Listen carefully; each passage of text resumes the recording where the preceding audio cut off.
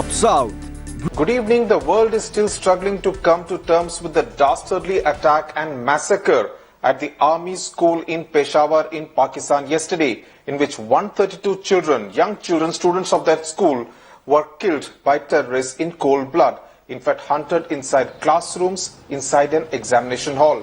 In fact, the terrorists looked under the benches to shoot at those young students in cold blood at point blank range, and also to maim many of them, over 100, for life. Following the massacre, the Ministry of Home Affairs has issued an advisory asking all schools in India to be on alert as well. So we decided to check out two schools at random in South India, one in Bengaluru and another in Vijayawada, to find out if they are indeed prepared for a Peshawar-like eventuality. We found that the concerns of the students and the parents were pretty much same in both cities. Our first report is by Pratibha Raman from Bengaluru. The entire world is still reeling under shock, especially after the tragedy that struck Peshawar yesterday. And today we are here in one of the schools in the outskirts of Bangalore called the Blossoms High School, and you see 150 little children of the nursery who are here gathering up, ready to finish school and get back home. And looking at their happiness, one tends to feel really very experience a heartrending emotion now when you think of what exactly happened in Peshawar. But today, let's do a reality check to find out tomorrow it could happen to even this particular school. And is this school really prepared to handle such kind of an eventuality with regards to the security arrangements as well as the government of Karnataka? Are they really prepared to find out and monitor any kind of security measures that could lead up to averting such kind of threats, such kind of accidents, such kind of cowardly mishaps? It is an age-old school of around 23 years, and from several years, around 18 years back, we have installed cameras, and now the cameras are not only just in front of the school premises, it is even around the corner of these roads, intersections, and apart from that, like you can see the revolving camera, parents do come in, and if anybody comes in, we have a burglar alarms too, even the like our people, if they are not aware, that gives a alarm. We have a walkie-talkie and to communicate. Apart from that, we have a metal detector who comes inside in the after the school starts, and they are being screened completely for visitors. All these measures in the light of this, not only like what happened recently, like rape cases or all those things. It is an old age practice this school has adopted with several measures.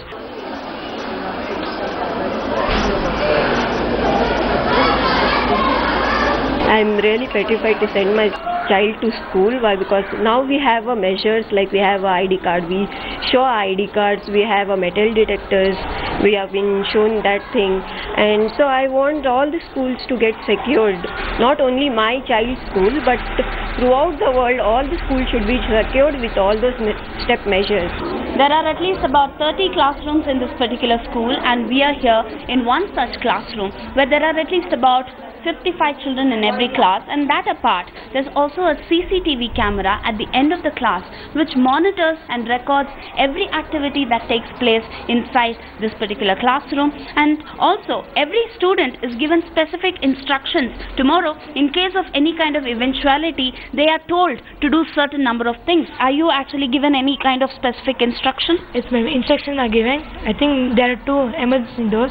If anything happens tomorrow, I can rescue myself, and I can also rescue my friends also. Okay, they are given specific instruction to run to 2 emergency doors that are there in the ground floor tomorrow if any kind of mishap occurs in this particular school.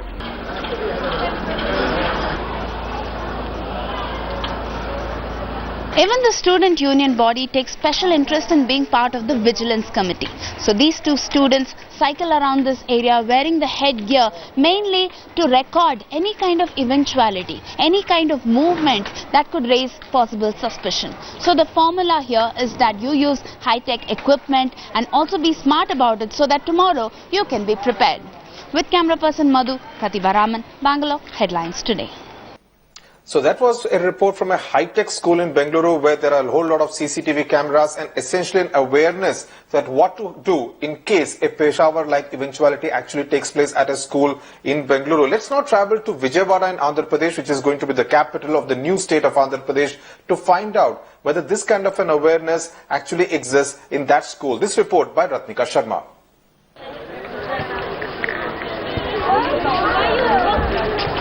It is, sincerely speaking, because the schools are the softest target. Schools really cannot defend themselves from such kind of attacks if it happens, because we have limited resources. I believe the government will take it more seriously, taking it as an initiative specially to ensure that schools are given better kind of protection. How many alpha hydrogens? 9 alpha hydrogens. Very paining, imagining the pain of the parents. Really, we are getting tears, and this is very hurtful. The parents, they come with the carriages and all, so any terrorist, they can come and they can keep the explosive in the carriage. So no school is ready to face this. Anyone can come and anyone can attack. Schools and teachers in Vijayawada admit that they are not prepared to handle a terror attack like the one that occurred in Peshawar. It has come as a rude shock to both teachers and parents alike. Lack of a higher boundary wall and deployment of proper security personnel are just some of the obstacles. The larger problem is a lack of institutional preparedness. With camera person Manohar Reddy, Ratnika Sharma in Vijayawada for Headlines Today. Joining me now live from Bengaluru is my colleague Pratibha Raman. Pratibha, it's difficult to come to terms with this kind of madness that we saw in Peshawar in Pakistan. Pakistan Prime Minister Nawaz Sharif has promised action against the Taliban. We'll have to see what that action actually translates onto the ground. But what are the kind of voices that you're picking up from Bengaluru in reaction to what happened in Pakistan? Well, to put it on all in a nutshell, Sudhir, it is anger. That's the first reaction that comes. I have with me two guests here. So I'm sure there's a lot of anger when you think about those little children, the innocence that has been killed. Yeah, definitely. This act is not a human act.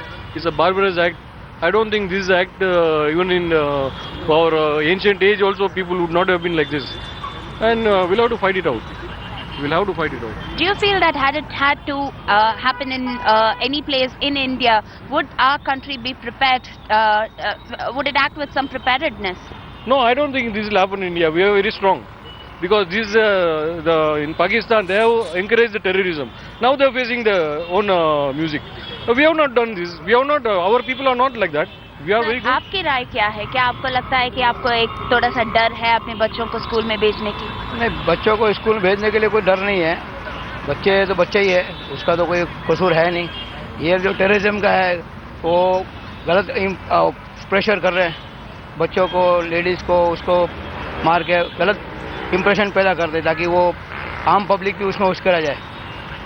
So Sudhir, all of them waiting to say that it is absolutely inhuman, but all of them with a certain amount of preparedness in terms of fighting it out and saying that let's throw religion at home and come out as Indians. Sudhir.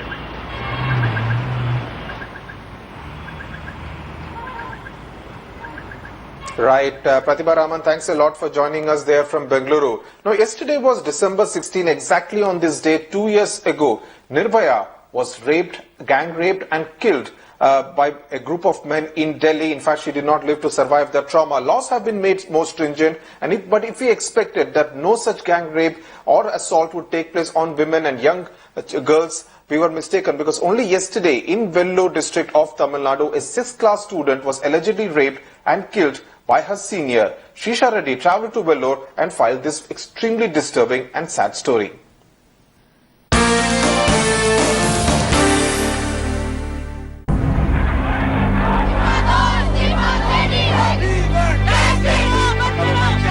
It's been 2 years since the country witnessed the horrific Delhi gang rape. But nothing seems to have changed since then. The alleged rape and murder of this 11-year-old stands a testimony to it. All promises made by politicians have turned out to be shallow. இன்னைக்கு வந்து நிர்பயாவினுடைய 2ஆம் ஆண்டு நினைவு கூட்டங்கள் எல்லாம் all over India நடந்துகிட்டு இருக்கு. அந்த பின்னணியில வந்து இந்த மாதிரியான இங்க ஒரு செக்ஷுவல் ஹராஸ் என்பதும் ஒரு கொலை என்பதும் மீடியாக்கள்ல செக்ஷுவல் ஹராஸ் தான் சொல்லிக்கிட்டு இருக்காங்க. ஆகவே நீங்க வந்து ஒரு கொலைக்கான செக்ஷனை மட்டும் போடாம குழந்தைகள் பாதுகாப்பு சட்டம் என்கிற அந்த சட்ட பிரிவையும் இதுல உள்ளடக்கி நீங்க வந்து வழக்கை வந்து கண்டினியூ பண்ணணும், தொடரணும் அப்படிங்கிற வேண்டுகோளை வச்சோம். Angry villagers stage a protest in front of the police station, accusing the authorities for misleading them. The minor's body was dumped in a mango orchard. There were deep cut injuries on her throat and neck, and her limbs were tied. அம்மாட்டி நான் phone பண்ணேன், எல்லாருக்கும் phone பண்ணிட்டு காலையில் police station கிட்ட இருக்கிறோம். இன்னும் கண்டுபிடிக்கல, யார் கொலை பண்ணாங்கன்னு கண்டுபிடிக்கல. அவங்க கொஞ்சம் பேர் இருந்துன்னா பாடி எடுத்துன்னு போங்க அப்படின்றாங்க. எங்களுக்கு பாடியெல்லாம் தேவையில்ல, யார் பண்ணா அது எனக்கு ஒருத்தனுக்கே தங்கச்சி இல்லை, அது எல்லாருக்கும் தங்கச்சி தான். இப்போ நான் கவர்மெண்ட் போயிட்டு நான் 4 வருஷம் திருப்பி வேறு நடக்கும். A class 10 student has been nabbed by the police. The police say the victim was last seen with this boy. According to police, the accused has admitted of sexually assaulting the girl. Calendars may have turned full 2 years since the December 16 gang rape incident, but nothing seems to have changed on ground. These protests and human chains mean nothing if men continue to cross the line. With camera person Daniel Srisha Reddy in Velur for Headlines Today. Welcome, in fact, is not a word that Spicejet is saying to its passengers these days, given the fact that they're cancelling most of their flights because of the fact that oil companies are not giving them fuel. In fact, according to its website, Spicejet has cancelled 1,426 flights between December 16 and December 31, completely upsetting plans of passengers in the holiday season. In fact, there was chaos at most airports in India today, with irate passengers demanding Spicejet accommodate them on other carriers. From 4 p.m, the turbulent weather at Spicejet cleared a bit, with some of its flights taking off from different airports. Spicejet is part of the Sun Group that is owned by Kalanidhi Maran. Joining me now from Chennai is Mr. R.K. Radhakrishnan, Senior Deputy Editor of Frontline magazine. Mr. Radhakrishnan, Kalanidhi Maran is known to be a shrewd businessman. The success of the Sun TV group is testimony to that. What do you think, where do you think Maran has gone wrong as far as Spicejet is concerned?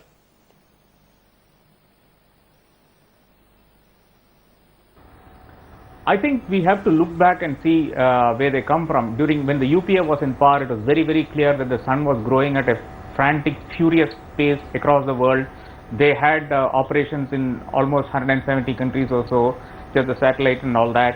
And they had to find a place to invest the money. And it is at that point that they were told that Spicejet was the best place. It was up for grabs, and it was a place to put their money in. But I think where they went wrong is that they should have got an internationally reputed firm to come and do the due diligence. I do not think this was done.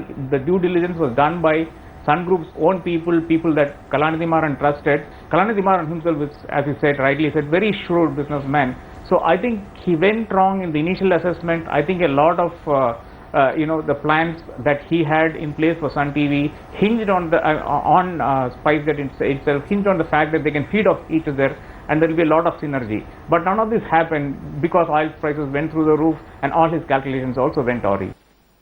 Mr. Radhakrishnan, stay on with us. Also with us is my colleague Srisha Reddy, who has got a couple of passengers with her who we could say made the mistake of booking their tickets on Spicejet. Srisha, are they at least getting their money refunded by Spicejet? But Sudhir, what the passengers are asking is that they don't want a refund because there are passengers who have booked these flight tickets 2 months ago, and then the cost was not as high as it is today. And one passenger who, he's a businessman, he had booked a flight almost 3 months ago, and that time the flight rates from Chennai to Bombay and Bombay to Chennai to and fro came only at the roundabout trip came up to 5,000 rupees. But today the entire trip would cost him close to 20,000 rupees. Sir, you have not got any confirmation from Spicejet. Yeah, we had a flight yesterday evening, but they have been rescheduled to today morning flight. But today morning when we come to the airport, we saw that all flight has been cancelled, and they have not any communication from that. We have got it. and we got a message around 4:30 that your flight is rescheduled to 11:45. But still we have not any updation for that. So you're not asking for a refund? Yeah, we are looking for the other flight, any other accommodation to the other flight, because nowadays if I going to buy other flight, they will almost 15,000 to 16,000 per ticket. We have 3 members, and our total trip was around 40 to 50,000. It is initially return trip was more than 50,000 rupees. We can't afford of that. So I'm just requesting them to put other flight or any other alternate to do it.